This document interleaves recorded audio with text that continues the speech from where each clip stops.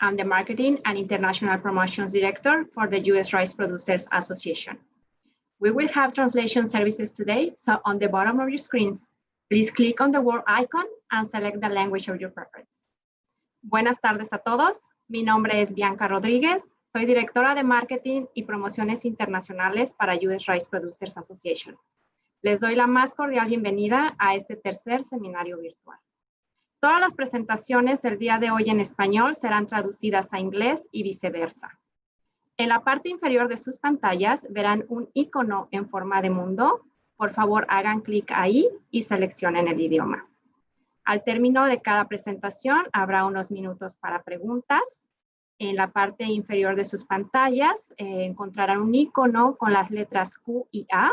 Por favor, en ese medio háganos llegar sus preguntas para que los ponentes puedan responderlas.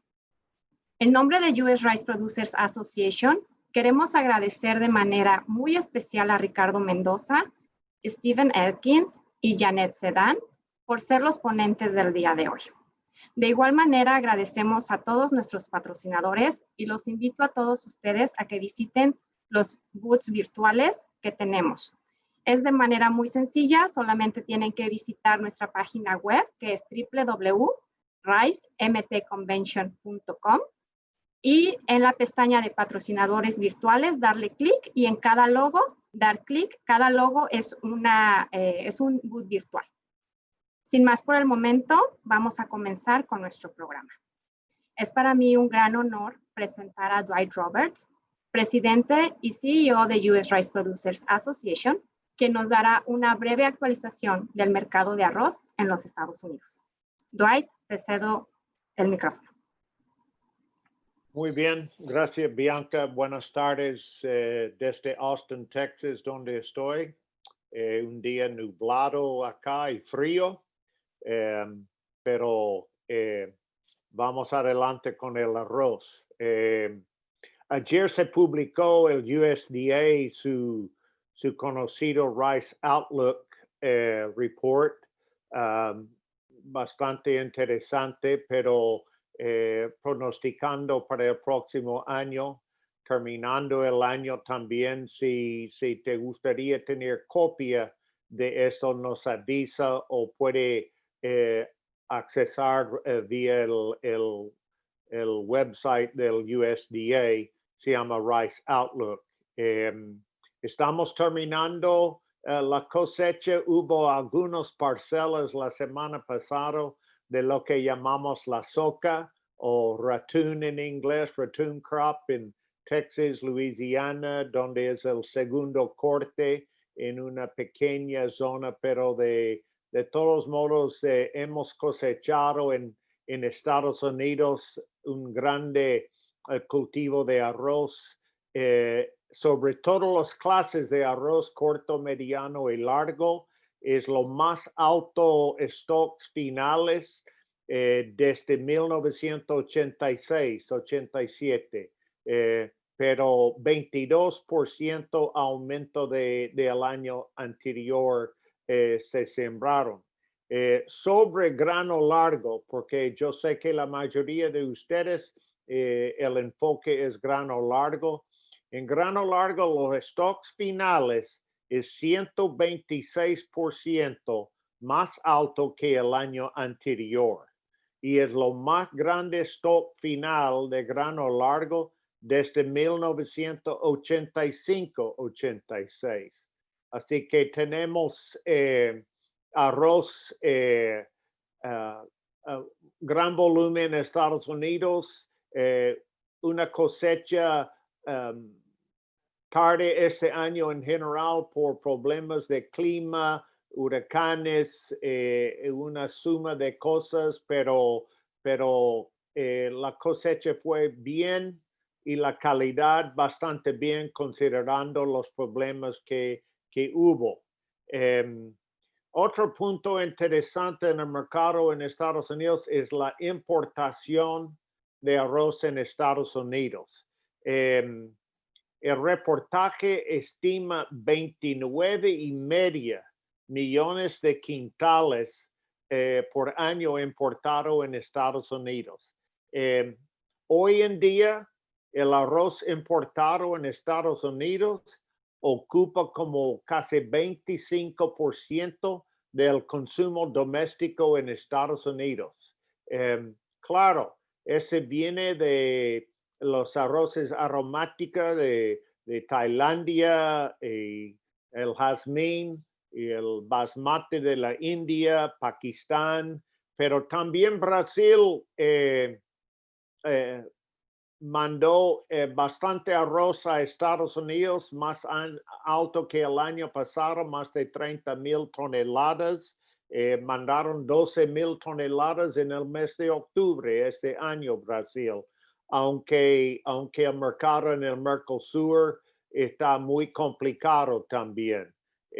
Y hasta México exportó 3,100 toneladas de arroz quebrado a Estados Unidos no hace tanto tiempo acá este año. Así que el mercado aquí es siempre cambiando y la significativa de las importaciones es muy interesante. Sobre las exportaciones de grano largo, el USDA está pronosticando 67 millones de quintales para el año 2021 en adelante, 4% más que el año pasado, de 2020-21. Brasil es una gran parte de eso. Estados Unidos exportó 120,000 toneladas de arroz paddy a Brasil. Ustedes saben que el mercado en el Mercosur bastante complicado durante ese año con una sequía muy seria y los efectos del virus corona. Así que, como siempre yo explico, es la tormenta perfecta. Pasó en Estados Unidos, pasó en el Mercosur, y dónde vamos a quedar en adelante.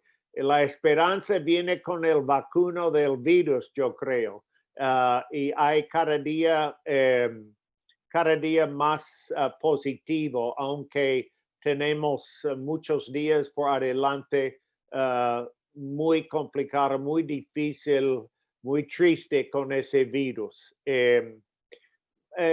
Tocando a México, hoy México para mí es fascinante. Es un país complicado. Es un país muy diverso, de norte al sur, este a oeste. Durante todos mis años, mi carrera y antes de trabajar en el arroz, conociendo a México, es un mercado muy interesante para nosotros en Estados Unidos. Es una gran ventaja de tener pegado con nosotros como vecino el mercado más grande en Latinoamérica, el importador más importante en las Américas. Es un país con muchos problemas, muchos positivos. Yo espero gran cosas de México en el futuro. El consumo de arroz en México no es como en otros países en Latinoamérica, es relativamente bajo. México es un país culturalmente, históricamente, país de maíz y frijoles. El maíz tiene su origen con los aztecas. Si México comía arroz como Costa Rica o Perú o en estos países, se van a comprar todo del arroz que existe en las Américas, creo.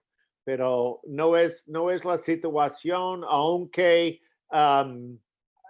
aparentemente el consumo va lentamente aumentando.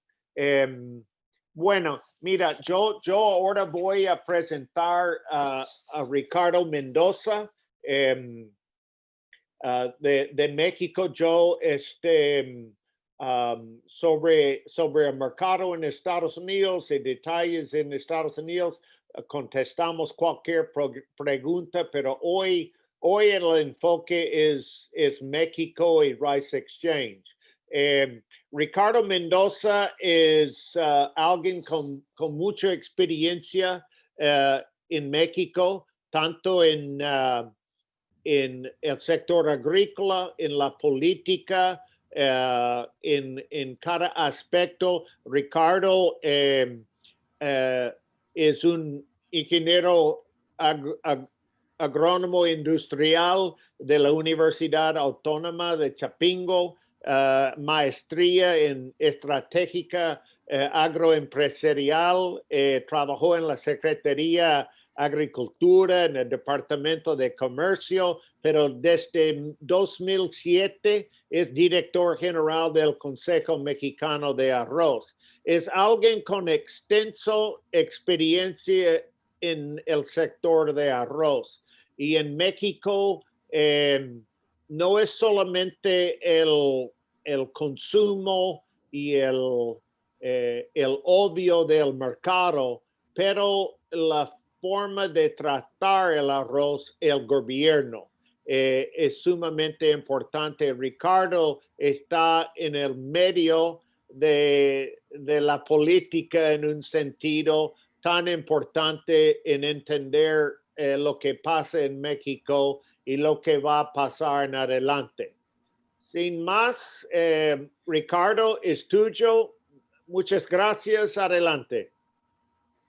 Muchas gracias, Dwight. Muchas gracias a todos, Dwight, por invitarme a la Rice Producers Asociación, por escuchar un poco de México, por invitarme a mí como Consejo Mexicano del Arroz. Los socios también les mandan un saludo a todos los que nos están escuchando.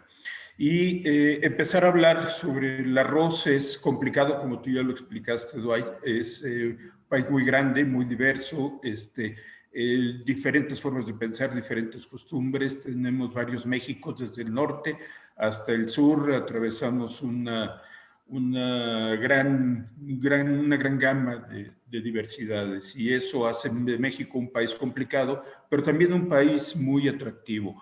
Y tengo una presentación que, si ustedes me permiten, empezaría a hacerla para entrar ya en materia.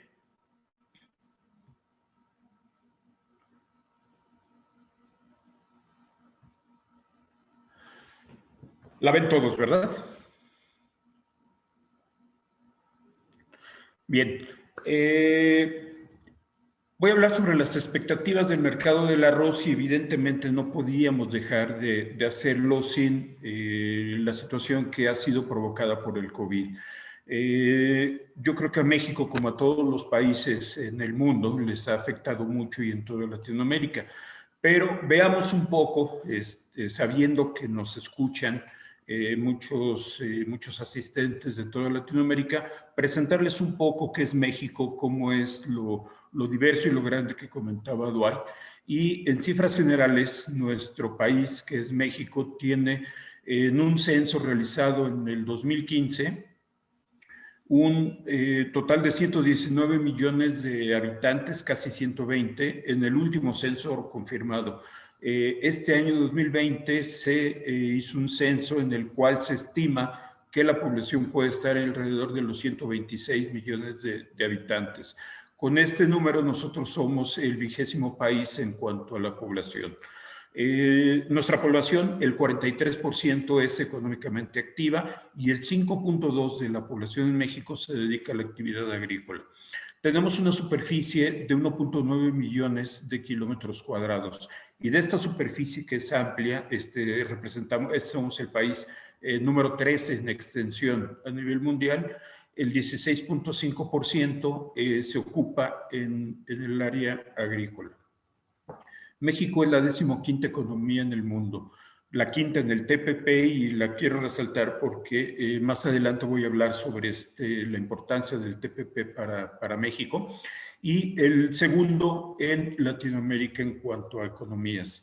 Lo malo dentro de este esquema del COVID en el 2020 es que las cifras al tercer trimestre de este año indican que hemos tenido una caída del 8.6% en el crecimiento. La buena noticia es que comparado del segundo trimestre al tercer trimestre hemos tenido un crecimiento del 12.1%, lo cual, bueno, pues indica que está habiendo una activación económica. El Producto Interno Bruto agroalimentario es de 8.2%. Esto es, en términos muy generales, lo que representa México en términos económicos. Lo que representa, y para dar un contexto de lo que está ocurriendo en México, que no es nada agradable comentarlo, la incidencia en COVID ha sido cada vez mayor. Nosotros vemos cómo la incidencia en contagios, pues es evidente que va creciendo. La incidencia en muertes, pues cada vez es mayor.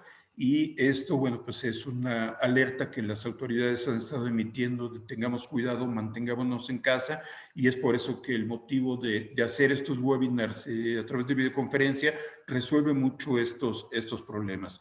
Tenemos 1.241.000 personas que han sido identificadas como positivos, que no necesariamente son las únicas, puede haber más, pero estas son las cifras oficiales, y un total hasta el día 12 de diciembre de 113.700 fallecimientos, lo cual, bueno, pues también a partir del día 12, como muchos de ustedes saben, en México se festeja una fiesta católica muy importante, y bueno, pues esto puede generar un incremento en los contagios.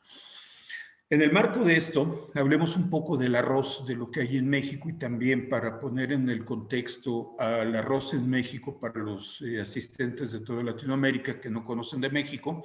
México es un mercado que tiene 1.350.000 toneladas de arroz en consumo, de 1.350.000 toneladas sobre la base de cáscara, que serían equivalentes a 750.000 toneladas de arroz pulido.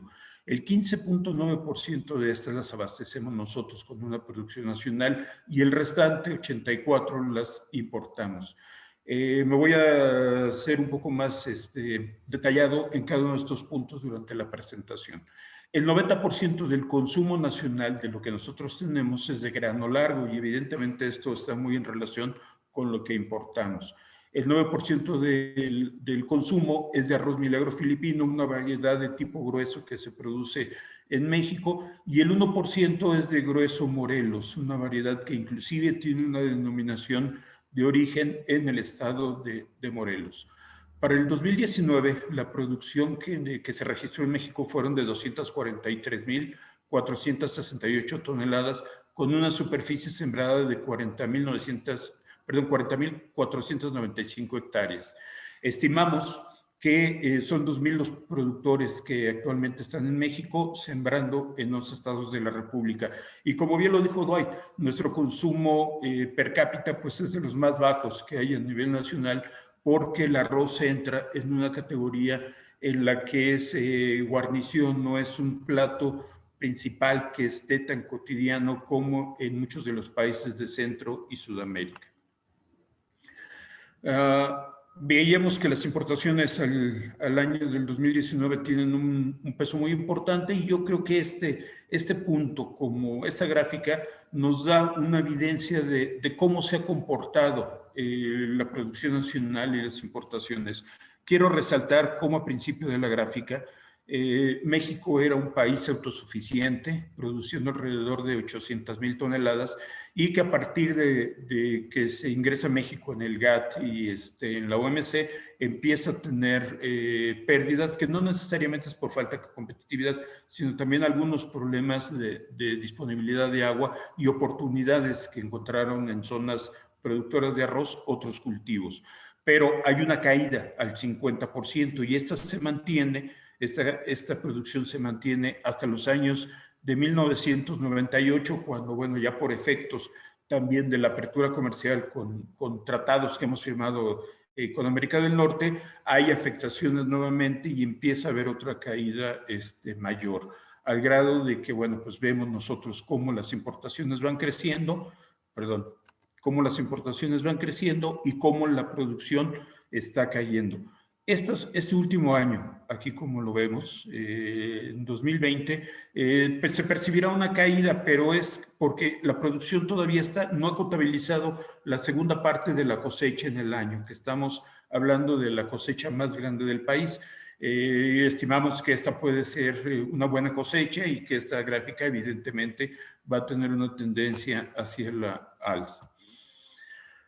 En México tenemos una producción que se compone de dos ciclos. El primer ciclo, que es de otoño-invierno, así lo conocemos, y que es prácticamente de riego, y que es el que ya está contabilizado, que es una producción que la vemos en azul y que, bueno, pues vemos que año con año está creciendo. Y la otra parte de la cosecha, que es la más fuerte, como les decía, que todavía no se contabilizaba en la gráfica anterior, que es de primavera-verano y que en su mayor parte es de temporal o secano, como nosotros lo conocemos.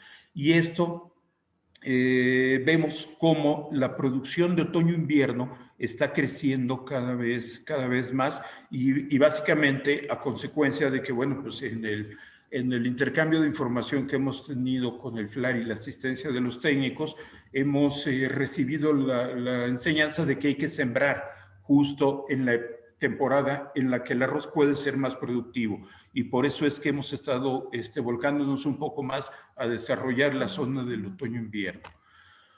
En los estados, para conocer un poco cómo es el país, tenemos dos zonas productoras, una que es del Pacífico, donde la producción básicamente se da en los estados de Nayarit, Jalisco, Colima y Michoacán. Y otra gran parte de la producción que es la zona del Golfo, donde es Tamaulipas, Veracruz, Tabasco y Campeche, las zonas más importantes. Ahí traté de colorear cómo los estados más importantes son Nayarit y Campeche, que están representados justamente en amarillo y en verde, que son los estados más importantes en cada uno de los ciclos. Esto nos permitirá ver cuáles son las zonas donde se está produciendo más arroz en el país. Y de esta producción, bueno, pues evidentemente lo comentaba al inicio, tenemos tres tipos de arroz que se han producido. El que más se consume a nivel nacional es el grano largo, que es evidentemente muy similar al que todo se tiene en Latinoamérica, en Estados Unidos. Y una variedad que se produce y que es la que más se produce aquí en el país, que es Milagro Filipino, un grano medio que es yesoso de 145 días, con rendimientos en molinos que pueden ser de 44 a 44 de enteros, rendimientos en campo de 6 a 8 toneladas y que, bueno, pues es una planta que ha estado sembrándose en durante varios años aquí en el país. Y la otra que tiene una producción muy regional, que es esta zona, es el tipo Morelos, que es un arroz también de características de largo, grueso, con un tiempo de vida de 160 días, rendimientos mayores en campo y rendimientos no tan apreciados en el molino, pero que no deja de ser malo. Es de las variedades, de los tipos de arroz que son muy apreciados aquí en México, aunque su producción no es necesariamente la más grande. Tenemos una denominación de origen sobre esa variedad y bueno, pues es el trabajo que estamos realizando para poderla explotar. Mapeando también la parte de las industrias, me gustaría que ustedes vieran, si habíamos hablado de las zonas de producción que estaban marcadas en el occidente y en el Golfo, las industrias están establecidas justamente en esas zonas. Y tenemos tres tipos de industrias, desde aquellas que son las que consumen únicamente producción nacional, las que mezclan importaciones con producción nacional y algunas de ellas que solamente por su esquema de negocios importan. Son prácticamente 23 las industrias que tenemos en el país, han estado creciendo, las que se percibe que vayan a ir incrementando todavía con algunas otras industrias más pequeñas y regionales, pero las industrias se están recuperando, el número de industrias las hemos recuperado.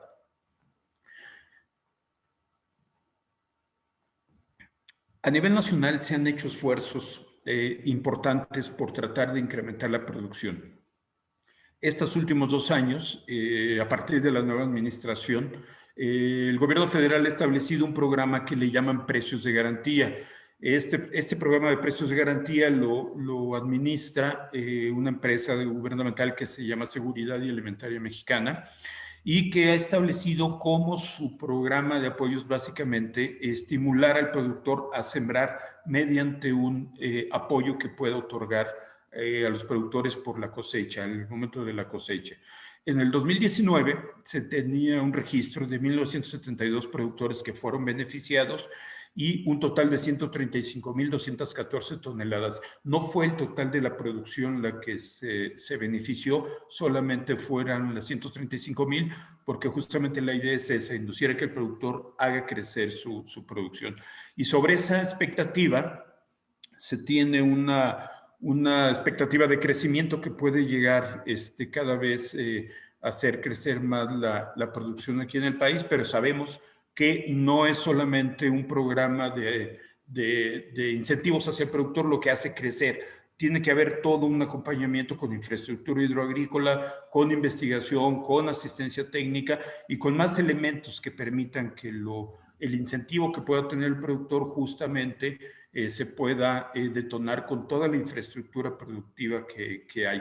Eso lo hemos aprendido mucho de las visitas que han habido de productores mexicanos a Brasil, básicamente conociendo toda la infraestructura que ellos tienen para hacer crecer la producción y ser cada vez más competitivos. Y tratamos un poco de estar en ese camino. La demanda de arroz, si bien decíamos que la mayor parte se importa, es evidente que el consumo en el país tiene que ser en su mayoría de grano largo. Y el grano largo, bueno, pues lo consumimos básicamente en todo lo que está marcado con gris en el país. Y hay una región de grano grueso que son la producción nacional que encuentra un nicho de mercado en todo este centro y occidente del país. Son las zonas que más se abocan al consumo del grano nacional. Entonces, hacia allí es hacia donde está destinado. Y bueno, pues las características tradicionales del arroz, hay un arroz a la mexicana, que es muy típico comerlo aquí, o un arroz con huevo estrellado, que también a quien no ha comido, y espero no despertarle su antojo, pero son una forma en cómo nosotros en México consumimos el arroz. Y lo comentaba, no siempre está como un plato principal. El arroz es parte de una guarnición y por eso el consumo per cápita no es tan grande como el de otros países. Y en el esquema de guarnición empieza a competir con pastas, empieza a competir con papas, empieza a competir con ensaladas o con todo lo que pueda representar una guarnición de un plato principal.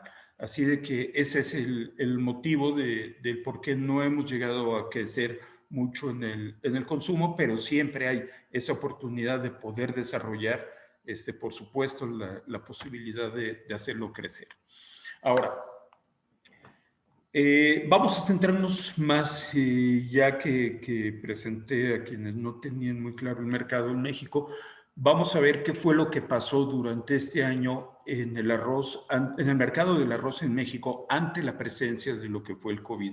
Yo creo que todos los países pasamos por este efecto. Crecimientos en los precios inusuales fue algo que representó un caso muy específico para todos. Hubo un incremento en la demanda interna de arroz en el caso de México, obviamente comparado con los precios internacionales que también tuvieron un crecimiento, obligó a que el precio interno también subiera, pero también la paridad del tipo de cambio que México atravesó durante o que atraviesa durante la misma pandemia, pues hace que haya variaciones en el mercado. Y consecuentemente el precio del arroz al consumidor se ve alterado principalmente al alza por estos factores. Y desarrollemos cada uno de ellos. Yo creo que en todos todo el país se vivió este escenario. Anaqueles vacíos cuando empieza la pandemia en febrero, marzo, se genera la expectativa de abasto de todas las personas, empieza a haber una oleada de compra de arroz, principalmente en las tiendas de autoservicio, en las centrales de abasto, que en México también las tenemos como mercados muy grandes empiezan a tener este efecto también, donde se empieza a demandar mucho el arroz, y evidentemente el abasto nacional no es suficiente, las compras de importación se incrementan y empieza a haber toda una necesidad de abastecer esta gran demanda que fue provocada por ese temor a que se fuera a cerrar, a que se fuera a haber escasez de alimentos, y la gente se abocó a generar inventarios en sus casas para tener provisiones ante cualquier eventualidad sanitaria. Obviamente, a nivel internacional, nosotros vimos cómo los precios fueron creciendo, cómo hubo un crecimiento cada vez más grande, aunque posteriormente fue retomando el nivel ya de los precios que se estaban presentando y que normalmente deberían de ser, ya se fueron registrando en septiembre, en octubre, inclusive desde agosto. El tipo de cambio, nosotros encontramos como en lo largo del año estaba estable en los primeros meses hasta que empezó el problema ya de una declaratoria formal de un problema sanitario en México por COVID, y entonces se empieza a generar toda una alteración en el tipo de cambio. Dólares que se fueron hasta 25 pesos en la compra a finales de marzo, en abril, y eso, bueno, pues encareció mucho ya las compras que se tenían programadas, y eso elevó todavía más, si lo sumamos al incremento en los precios, suma más el incremento por la paridad, y eso hace que el precio internacional, el precio nacional se vaya a las nubes también. En las centrales de abasto nosotros podíamos ver cómo ese reflejo en los precios, a consecuencia de lo ya comentado, se evidencia, y vemos cómo el arroz que yo les comentaba, arroz Morelos, que tiene una producción estable y que tiene un sobreprecio a nivel nacional, se mantiene prácticamente estable, pero todo lo que fue la producción nacional y las importaciones empiezan a reflejar ese incremento en el precio.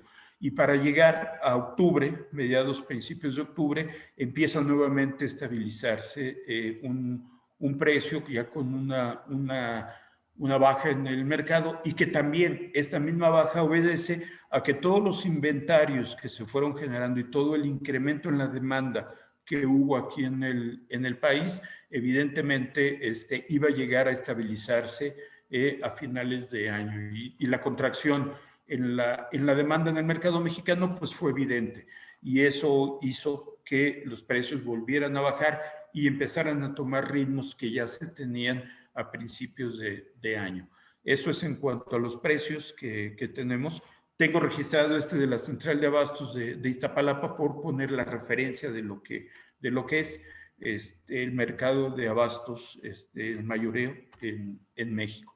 Y entonces, ya a finales de lo que pudo ser septiembre, encontramos un escenario muy diferente al que nosotros encontramos a mediados de marzo, abril. Ahora los anaqueles están llenos, las bodegas están llenas, las tiendas de autoservicios, centrales de abasto y los mismos inventarios en las industrias y proveedores se encuentran llenos. ¿Por qué? Porque ya hay una caída en la demanda. Todo aquel inventario que se hizo para poder abastecer ese incremento en la demanda, pues ahorita está teniendo un desplazamiento muy lento.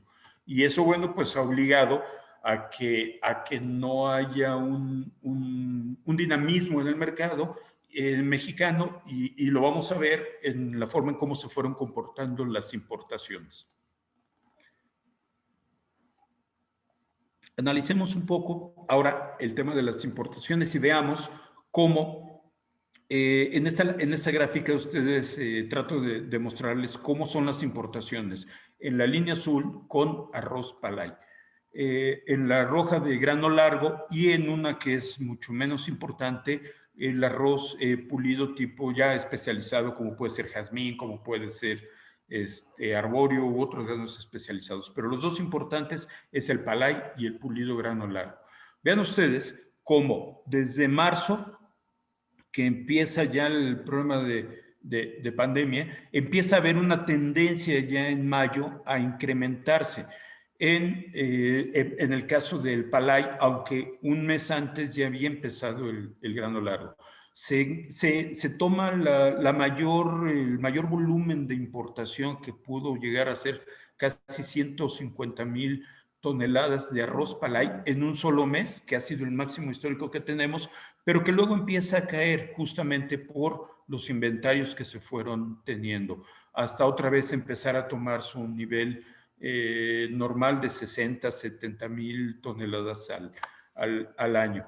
El crecimiento, obviamente, si comparamos octubre del 2019 con octubre del 2020, ha sido en todos los indicadores básicamente a la baja, no ha sido tan grande.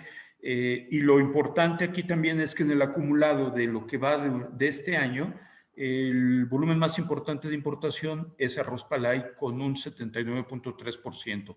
El 17.8% es arroz pulido grano largo y los otros arroces especializados que les decía es 2% y 0.9% de arroz quebrado que se importa. Si analizamos únicamente las importaciones de arroz Palay, nosotros vemos que nuestro principal proveedor tradicionalmente era Estados Unidos. A partir de que se genera este problema de la demanda, precios muy altos en Estados Unidos, se voltea a Latinoamérica y a Sudamérica a buscar dónde están los proveedores que puedan abastecer la demanda que México está generando, y encontramos en Brasil, en Paraguay y en Uruguay proveedores de arroz Palay. Como en el acumulado de lo que va del año, Estados Unidos ha representado como proveedor el 65.9%, Paraguay 13.5%, Brasil 12.6% y Uruguay 8.1%, de un total de 705,000 toneladas de arroz Palay que se han importado.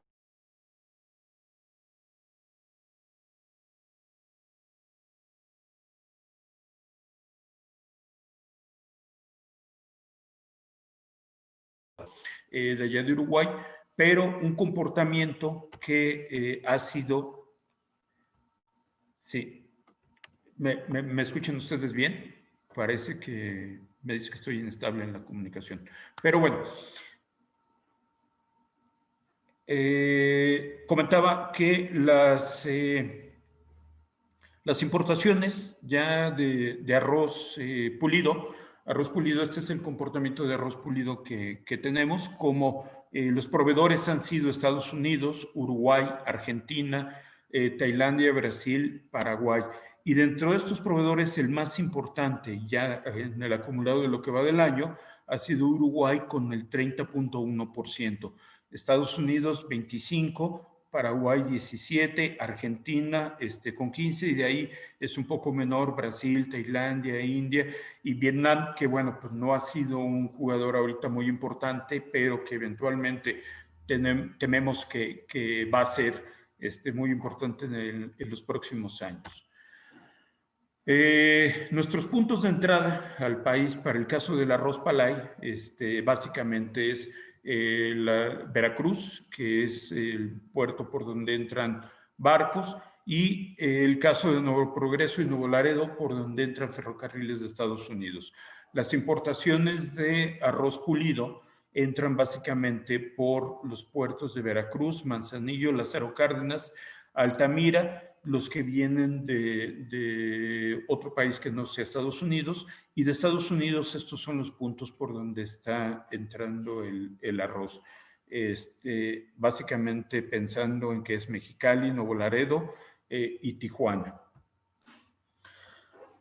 También México, la Secretaría de Economía en México estableció unos cupos para aquellos países en los que no tenemos un acuerdo comercial, pero mientras se tardó en establecer esos cupos, que fueron a partir de septiembre, todo el arroz que se necesitaba importar para poder abastecer una demanda y bajar el precio, todavía fue un factor que influyó a que subiera todavía más el precio al consumidor.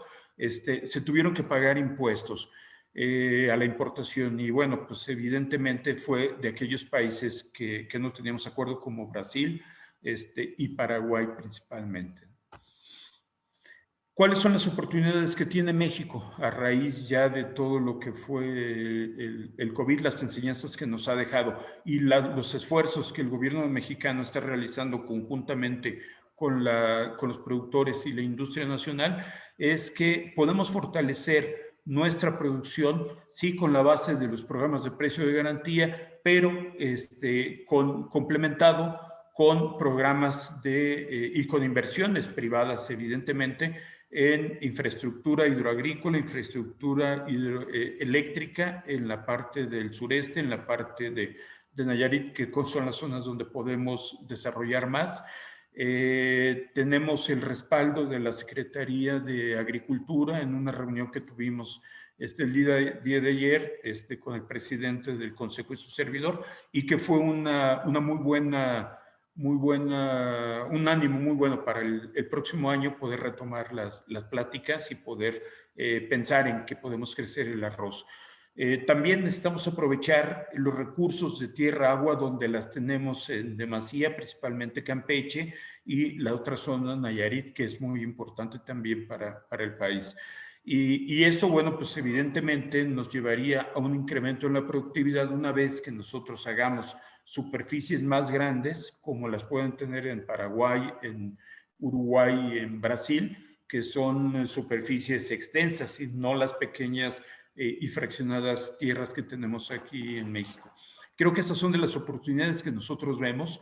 Vemos que el mercado va a crecer, ya con esta contracción está tomando una estabilidad, puede empezar a crecer, pero también tenemos riesgos, y los riesgos es que esta contingencia que existe por COVID se mantenga durante más tiempo de lo que hemos previsto y que eso haga que el mercado se contraiga. No necesariamente porque la gente no quiera comprar arroz, sino porque haya un problema de ingresos, de competitividad, pues sí, falta de ingresos por falta de empleo, contracción de la economía y todo lo que implica, y que eso haga que todo el consumo a nivel nacional se venga a la baja.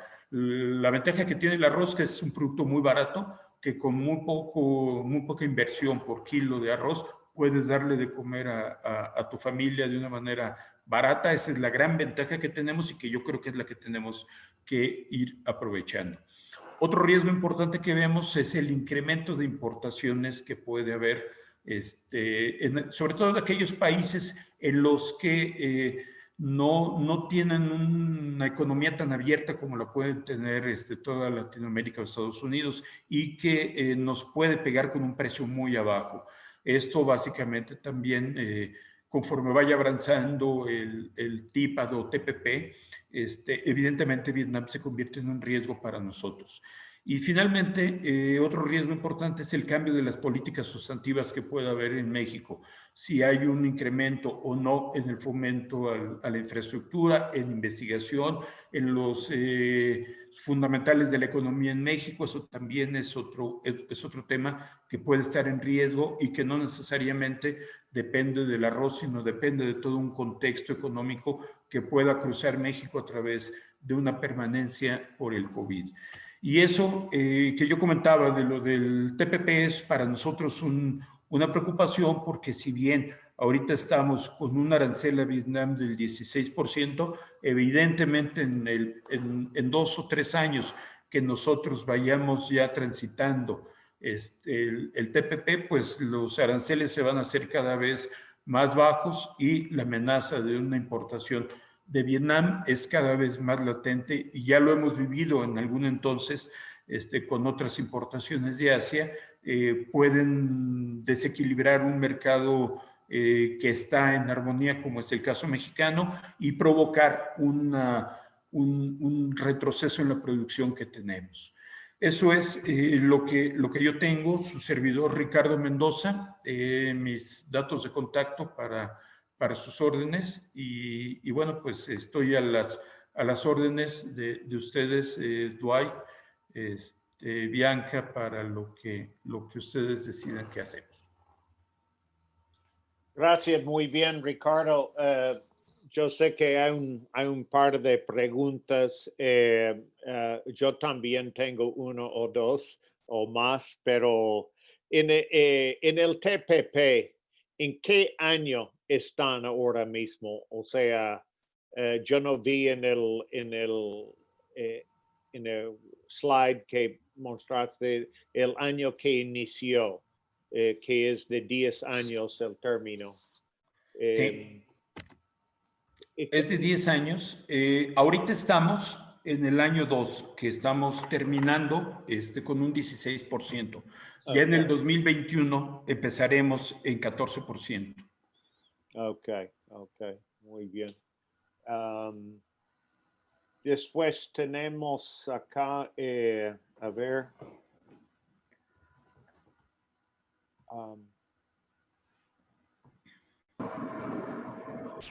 En cuanto a la calidad del consumo de arroz durante el COVID, ¿se han aumentado el % de los partidos para bajar el precio?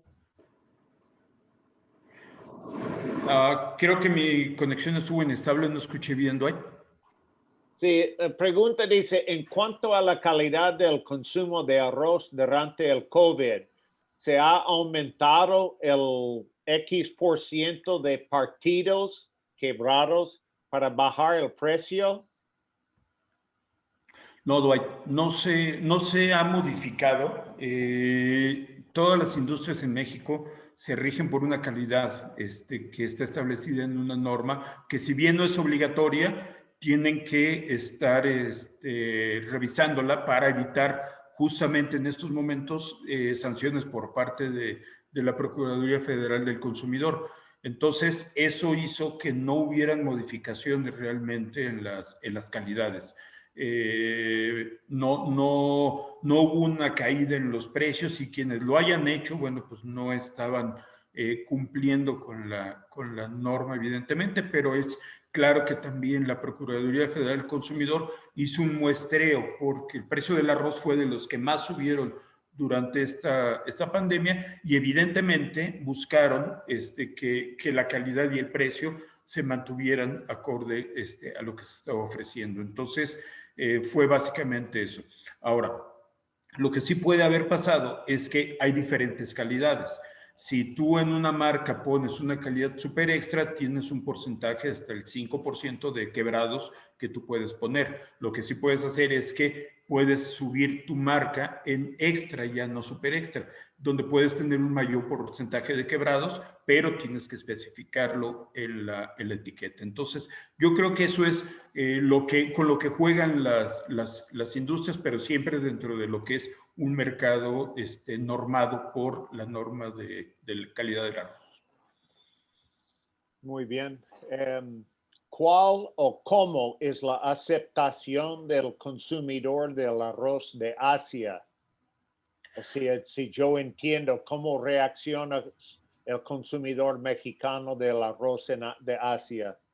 Pues mira, México es un país que está aprendiendo y está aprendiendo las calidades, está aprendiendo a diferenciar ya arroz. No tenemos, por el mismo consumo tan bajo a nivel per cápita que tenemos con respecto a otros países, no estamos tan conocedores de las calidades, pero el precio es precio. Y si un precio llega barato y la gente lo quiere barato, va a comprarlo. Y eso va a alterar un mercado. Entonces, más que la calidad, uno de los distintivos y de los factores que tenemos que tomar en cuenta con Asia es el precio. Bueno, uno de los tus paisanos dice, te felicito por una presentación tan completa. En tu opinión, como director del Consejo Mexicano de Arroz, ¿cómo será influenciado el mercado del arroz durante el gobierno de Morena, tanto en consumo como en la producción? Mira, yo creo que ha sido un tema que hemos platicado mucho al interior del sector. Evidentemente, fue claro el impulso que se le está dando al arroz en este gobierno, porque no había habido en administraciones anteriores un programa que fuera etiquetado para el arroz. Esta administración lo puso, como lo mencioné, con un programa de precios de garantía. Lo que también es claro es que este esfuerzo que están haciendo tiene que ir complementado con otras actividades que también el gobierno lo pueda hacer. Respondiendo puntual a la pregunta, creo que hay buenas expectativas de un crecimiento con las pláticas que hemos tenido con los funcionarios de la Secretaría de Agricultura. Creo que han sido sensibles y podemos aspirar a que tendremos un respaldo mayor de lo que hemos tenido ahorita durante esta administración. Muy bien. ¿Cómo van las relaciones con Estados Unidos en este momento con el cambio del NAFTA al nuevo acuerdo comercial firmado entre México, Estados Unidos, Canadá? ¿Qué expectativa se tiene? Bueno, el caso del arroz, no hay un cambio sustancial, todo fue firmado desde el Telecán o el NAFTA, y desde entonces se sentaron las bases, no hay una modificación con el nuevo acuerdo que afecte al tema del arroz. Entonces no veo ninguna modificación en este sentido que haya con Estados Unidos. Otra pregunta, creo que esa pregunta va a ser final y después vamos a seguir y cualquier cosa fin del programa contestamos más. Acá dice, se están abordando proyectos de semilla de arroz biofortificada con zinc. Pues mira, no lo tengo identificado, no he sabido que haya algún trabajo respecto a este tema aquí en México. El tema de la semilla es un tema que ha estado trabajándose.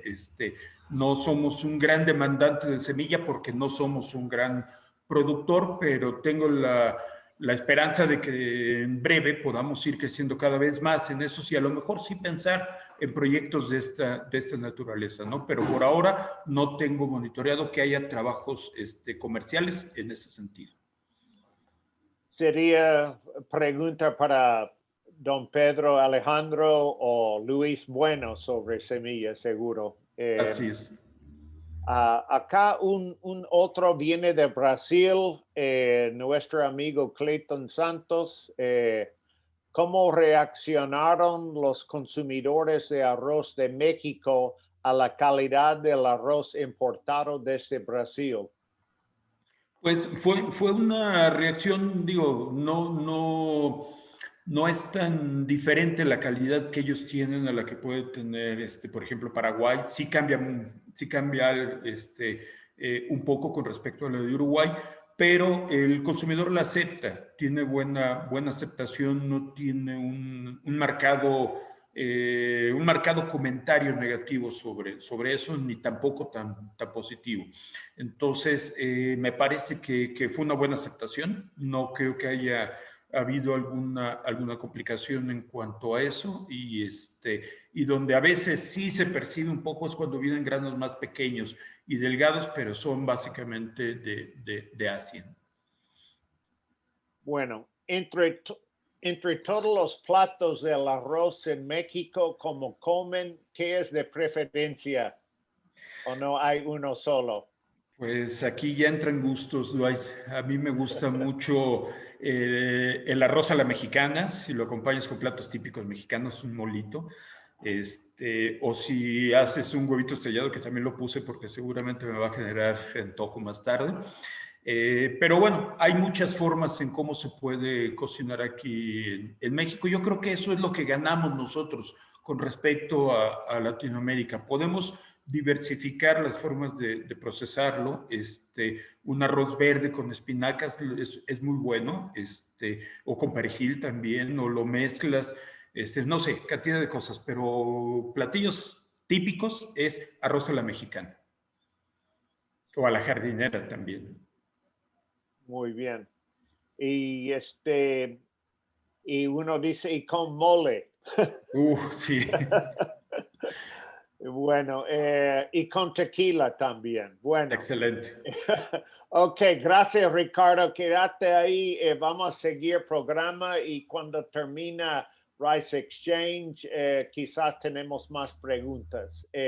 Adelante, Bianca. Con mucho gusto. Gracias, Ricardo, por tu presentación realmente muy interesante y a todos nos abriste el apetito con el arroz a la mexicana. Bueno, vamos a continuar con nuestro programa. Ahora vamos a presentar a Janet Sedan. Ella es gerente LATAM de Rice Exchange y nos va a dar una presentación, una introducción a lo que es la plataforma Rice Exchange. So, Janet, por favor, el micrófono es tuyo. Buenas tardes a todos, ¿cómo están? Un gusto acompañarlos esta tarde. Sí, como dice Bianca, estoy aquí para darles una historia de quién es Rice Exchange. Empezando, les quiero comentar que es una inspiración de dos visionarios, quienes desde 2018 han venido trabajando para hacer una realidad de lo que es hoy Rice Exchange y ponerla al servicio de compradores y vendedores de arroz a nivel mundial. Estos dos personajes son Stephen Atkins y Frank Gubern, quienes basados en sus experiencias dentro del mundo de la tecnología y la comercialización física del arroz, lograron crear una herramienta realmente de vanguardia, salida totalmente de los métodos tradicionales a los que estamos acostumbrados para ejecutar nuestras compras de arroz. Y debido a esto, les comento que nos van a facilitar muchísimo la vida en cuanto a este medio de compras de arroz. Es importante señalar que la pandemia del COVID realmente ha exacerbado los desafíos que enfrentamos todos en las importaciones de cualquier tipo y especialmente del arroz. Los obstáculos logísticos han aumentado en la medida que las oficinas están cerradas o con horarios reducidos y la libertad de movimiento se ha restringido bastante en todos nuestros países. ¿Qué es esta plataforma Rice Exchange? Viene a permitir, y más que todo en estos momentos que vive el mundo, a acceder a las mejores ofertas de proveedores de Asia y Sudamérica desde la comodidad de sus hogares. Eso es una gran ventaja. Quiero que me acompañen ahora a entrar en este mundo del futuro. Yo supongo que muchos se han visto la película Back to the Future, ¿verdad? Regreso al futuro. ¿Se acuerdan del vehículo, del DeLorean? Bueno, haciendo un paralelo, Rice Exchange es el DeLorean, el vehículo que nos ayuda a transportarnos a esta nueva forma de comprar arroz. ¿Cuál es el beneficio? Rice Exchange, ser parte de la única plataforma en el mundo que introduce esta tecnología y entrar a un mercado único donde podemos ejecutar negocios más rápidos, más seguros, más rentables. Somos una plataforma realmente dinámica, funcional, con procesos claros. De ahí ustedes pueden, de principio a fin, negociar todas sus compras, hacer seguimiento de sus embarques, solicitar que la compra sea adaptada a las necesidades específicas de cada uno de ustedes. Todo el procedimiento de sus compras están actualizadas automáticamente por la plataforma. Pueden acceder a precios en tiempo real, pueden tener absolutamente el seguimiento y el proceso de todas sus compras, desde principio al fin, distintos orígenes, precios en tiempo real. La plataforma los acompaña y los apoya a ustedes en este proceso en todo momento, dando conectividad, muy importante, directa entre el comprador y el vendedor para que puedan construir una relación de forma rápida y segura. Se minimizan los riesgos financieros, la logística, seguros, transporte, inspección Y todo esto está en un solo sitio. No tienen que salir de ahí y mediante unos pocos clics. Estamos también integrados con socios prestadores de servicios reconocidos internacionalmente. Para nombrar algunos, está Ducat Maritime, está Maersk, tenemos también inspección como Cotecna, aseguradoras como Saint Honoré, que facilitan también a ustedes la compra con tranquilidad. ¿Por qué? Porque tienen acceso a ver exactamente lo que están comprando, quién les va a inspeccionar, la naviera directamente con ustedes. En fin, es diversificar en un solo sitio.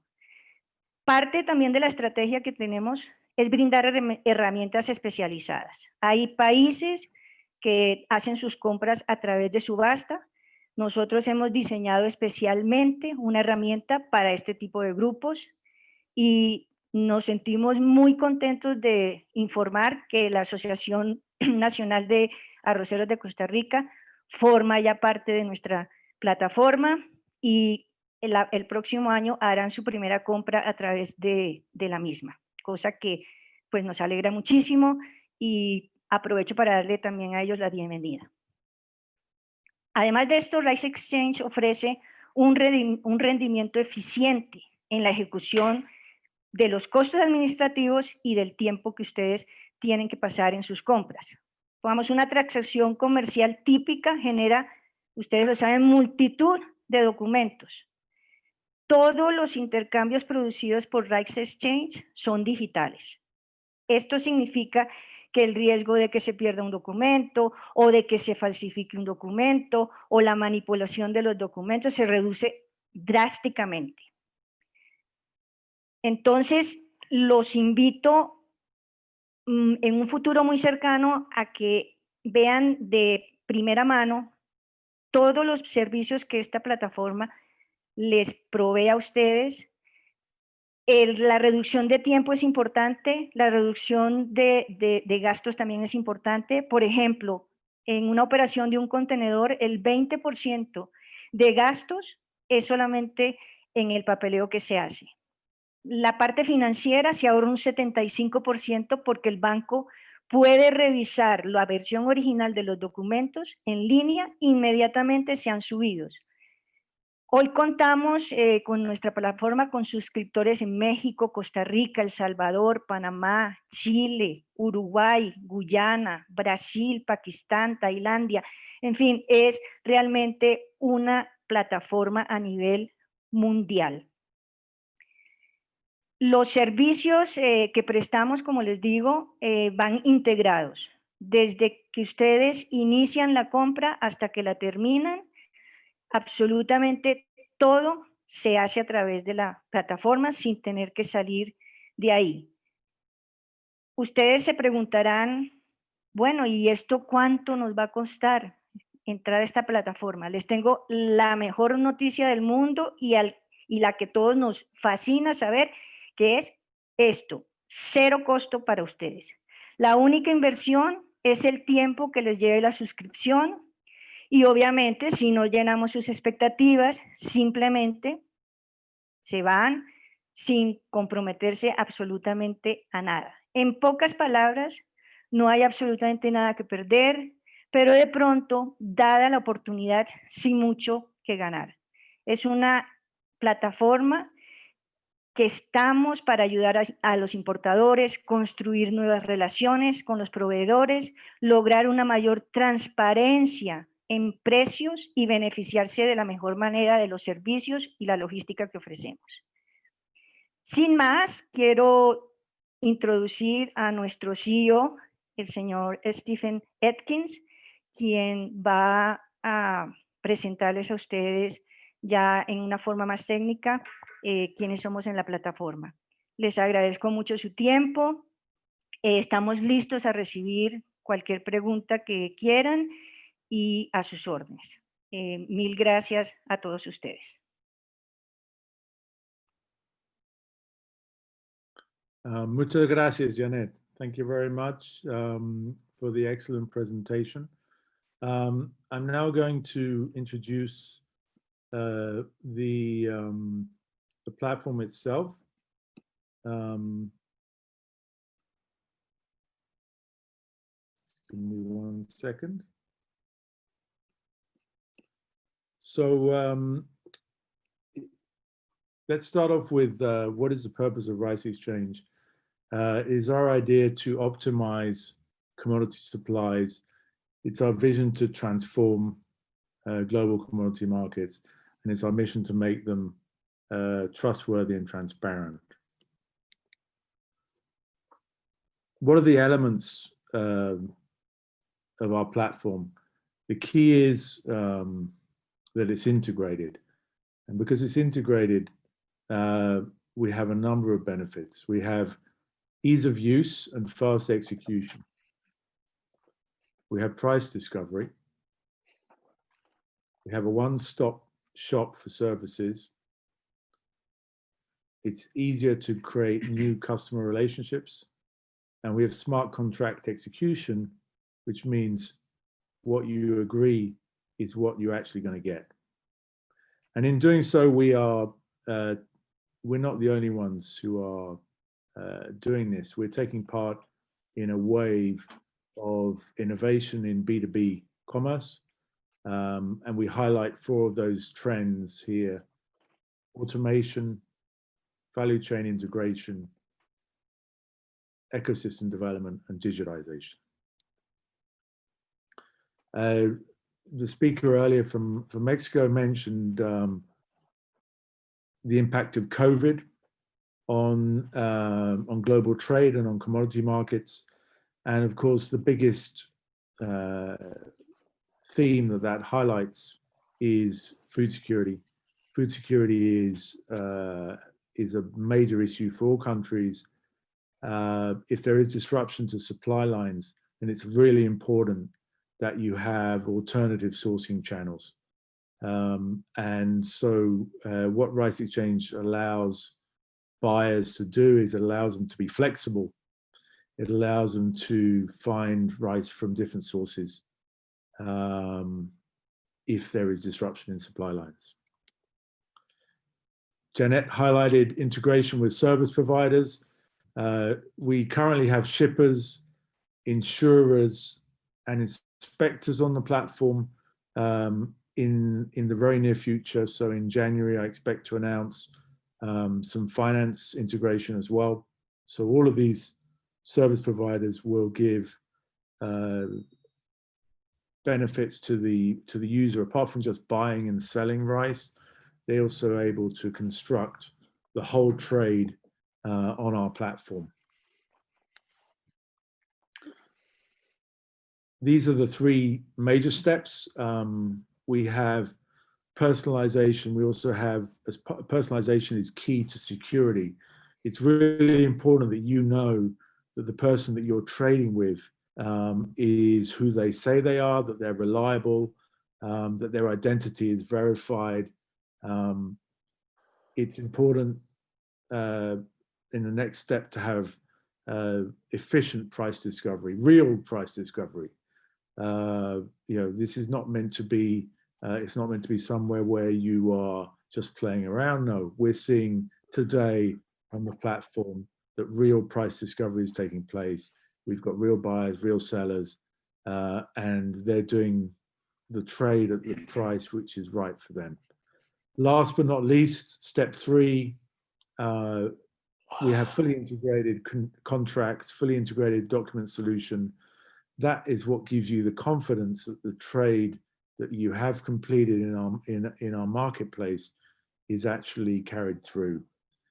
All of the things that you can see on here, on this page, where we love to give you a demo. Janet is available. The rest of our customer service team is available. They are giving demos and training to all the new users that are coming onto our platform. You just need to give us a call. Janet also talked about some of the savings. It's not just cost savings, it's time savings, not just for the buyer and seller, but also for the service providers. And what that means is that everybody benefits. If time is saved, then cost is also going to be saved. Our technology partner is Fujitsu, a leading technology partner globally. They're also experts in blockchain. We use blockchain technology to make sure that the information and the data that you give is cannot be changed. It also allows you to protect that data. The only person who has access to the trade is you and your counterparty. Nobody else can get that data. Janet also talked about the service providers. So we have the largest container line, we have the largest bulk shipping line for rice, the leading marine broker, leading insurer. We have Cotecna, we have ISC. We will shortly be announcing some additional inspection partners, names which you know well, in order to make sure that you have the people that you want on the platform. And what you can do is basically you can get pre-approval from everybody on this page. You can get pre-approval so that you can then use their services without having to ask for approval at the time of the trade. You already know that you have it. Here's the timeline. As Janet mentioned, Frank Gavin and myself, we started to design and build the platform 2 years ago. That's how much time it takes to build a platform like this. This is not something that you can do in 3 months. We've done a lot of testing. We've done a lot of integration with the service providers, and all of that time is what gives you the confidence that the trade that you're doing is going to be secure, it's going to be executed correctly, and that you have the best possible confidence in what is going on the platform. I think this is something which all of you are going to be interested in. It's something that we track every week. Every week we see new participants coming on the platform. We started out in September with 10 users. We now have over 50 users, of whom 32 have actually made some sort of trade request. You can see the breakdown of those 53 users. So we have 7 in South America, we have 6 in Central and North America, 9 in Southeast Asia, 8 in Africa, 8 in Europe, 13 in South Asia, and 2 in the Middle East. And given the pipeline we have of new users coming onto the platform, we expect to have over 100 by the end of January. Here's what our users are saying about us. You're talking about recommendations from some of the top names in the industry. Fred Garib is one of the leading suppliers from Pakistan. We also have some excellent validation from buyers. We have buyers who've been onto the platform. They've traded with counterparties that they never traded with before. And they've been able to do that in a secure environment. They feel the negotiation platform is working properly, and you know, this is what we want everybody in the rice world to experience, so we can all have everybody trading together. We have a lot of new functionality on the way. Janet mentioned the tendering option. This is going to be rolled out in January. We have a number of new pieces of development also in the pipeline, and these are all things which are going to give you extra value out of the same trade. What makes Rice Exchange different? We've designed Rice Exchange for the rice industry. It has all the requirements that you need. We have a team which is very experienced. Janet is a great example. She's been dealing with the rice industry for almost 20 years.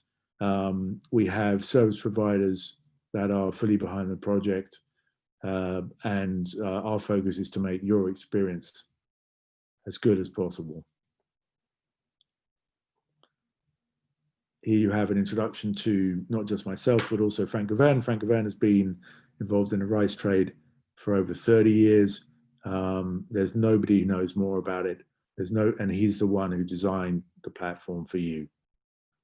We also have a team all around the world. We have people in Asia, we have people in Africa, we have people in Europe, and in South America we have Janet based in Bogota, and then we have Rodolfo who's in Brazil.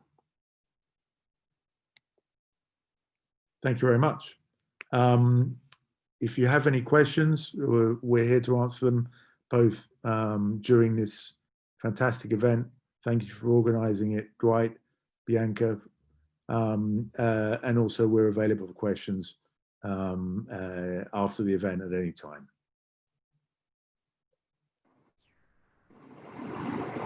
Gracias, Steven, por tu presentación. Y sí, tenemos algunas preguntas de parte de nuestros asistentes. La primera es, ¿cuál es el perfil de los vendedores de arroz dentro de la plataforma?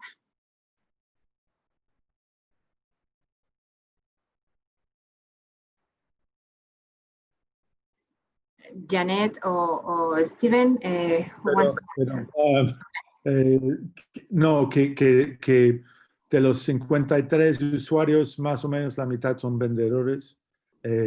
Tenemos, a memoria, tenemos 3 de Pakistán, 3 de India, 2 de Tailandia, 2 de Vietnam, 2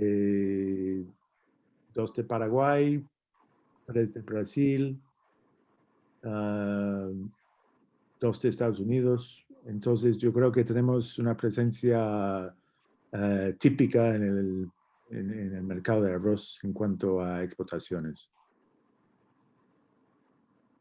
Aquí hay otra pregunta. ¿Puede mi empresa comercializadora poner ofertas de arroz provisto por alguno de nuestros clientes en momentos de oportunidad? Sí, o sea, la idea es que todo tipo de cliente puede utilizar la plataforma. Y tenemos un proceso de registro bastante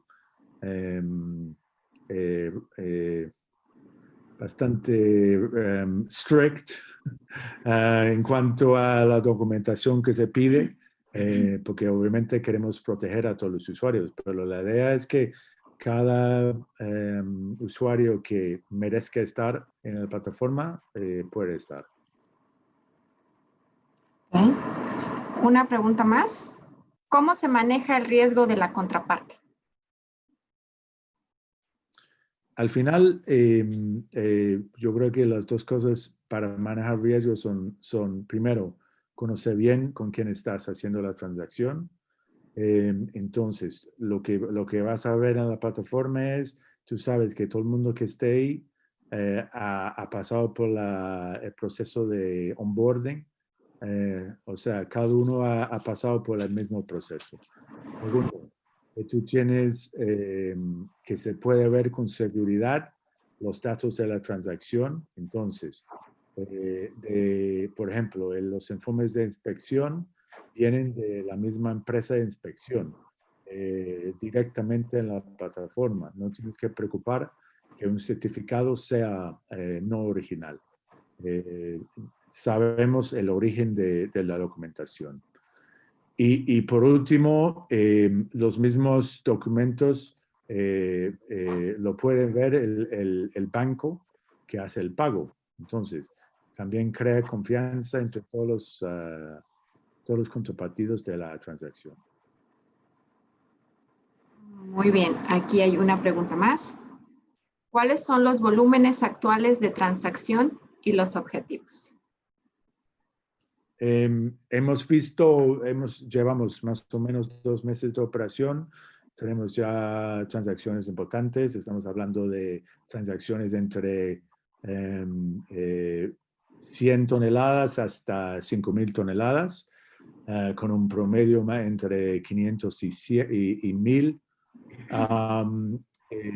Tenemos el pronóstico de un promedio mensual de 50.000 toneladas para el primer trimestre y ojalá al finales del próximo año estamos encima de los 150.000 mensuales. Tenemos tiempo para una pregunta más. ¿Cuánto dinero se ahorra un comprador de arroz? Yo creo que cuando se calcula el ahorro, hay que mirar muchos factores. O sea, no es solamente, obviamente, quisiéramos que el precio sea favorable tanto para el comprador como el vendedor. Pero hay que también mirar el riesgo de la transacción. Hay que mirar el tiempo que se toma para llegar a un acuerdo, que hemos ya visto que la negociación entre comprador y vendedor es bastante eficiente en nuestra plataforma. Y también la idea es llegar, no solo llegar a un acuerdo de precio, sino llegar y firmar el contrato lo más rápido posible, siempre y cuando los dos estén de acuerdo, que como se hace directo, que como el contrato se genera automáticamente con base en lo que se ha negociado, es mucho más confiable. Entonces, hay que mirar las dos cosas. Lo que se ahorra tanto en la negociación, se ahorraría también por la parte de lo que ofrecen los proveedores de servicios, pero también hay que mirar el negocio que no se hace, que eso también es importante. Y también hay que mirar la ventaja de comparar precios entre varios vendedores de varios países en un solo lugar. Ok, creo que ya no hay más preguntas. Si hay algo que quisieras agregar, Dwight. Muy bien, no, muy interesante. Si hay otra pregunta para Ricardo Mendoza también, adelante. Gracias, Steven y Janet, muy interesante. Vamos a seguir con eso. Muchos saludos a Frank Govern, sin duda. Conozco a Frank hace muchos años. La primera vez que conocí a Frank era por casualidad en el aeropuerto de Tokio, como 15, 20 años atrás. Así que Wow. con Bob Papanos en el medio. Así que saludos a Frank. Mira, hay otras preguntas. ¿Alguien tiene para Ricardo y Steven? Hay una pregunta más para Rice Exchange. Dice, ¿dónde pueden descargar la aplicación? Está en nuestra página de web, que se pone Rice Exchange en Google y sale de primero. Es la más fácil manera de llegar. Hay que registrar antes de que se tiene acceso a la plataforma. Entonces, ahí está el link de registro. También se puede contactar directamente con Janet. Claro que sí. Un poco más el proceso, ¿cierto, Janet? Stephen, con permiso, podemos decirles, yo en la parte del chat escribí el email. Estoy totalmente a la orden de todos ustedes. Las preguntas que quieran hacer ya individualmente me pueden mandar un email con su información. Podemos hacer una conferencia por Skype si gustan o por el método que a ustedes les convenga más. Y quedamos realmente totalmente a sus órdenes para todas las preguntas, inquietudes que tengan con respecto a la plataforma. Para la suscripción los podemos ayudar de principio a final. Entonces, quedamos a sus órdenes.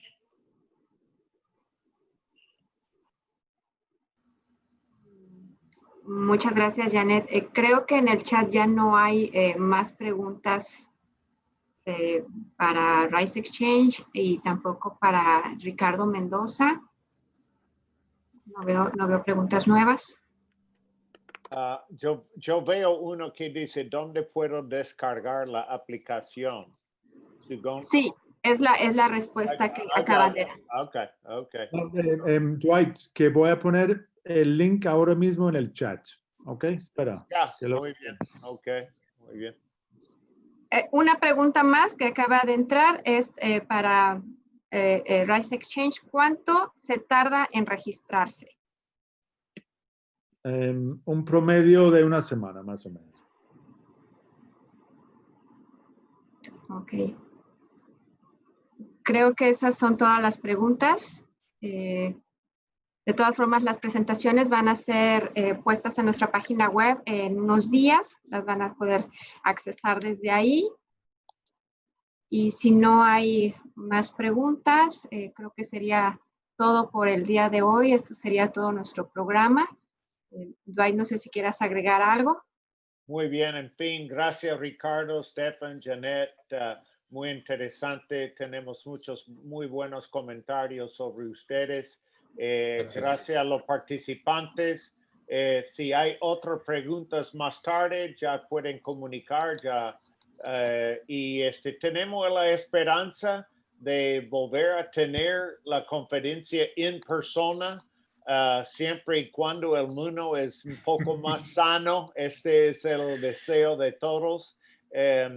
Pero otra vez muy agradecido a los participantes, a todos. Yo creo que fue muy interesante, muy útil. Seguimos adelante. Cualquier novedad, avisamos. Cuídense, siempre sano, seguro. Feliz fiestas, fin del año. Y sin duda 2021 va a ser mejor que 2020. Gracias. Gracias a ti, Dwight. Gracias, Bianca. Gracias, Verónica. Gracias a todos. Gracias a todos, Dwight. Un abrazo y felices fiestas navideñas a todos. Gracias, Ricardo. Muy bien, buenas tardes. Buenas tardes. Buenas tardes.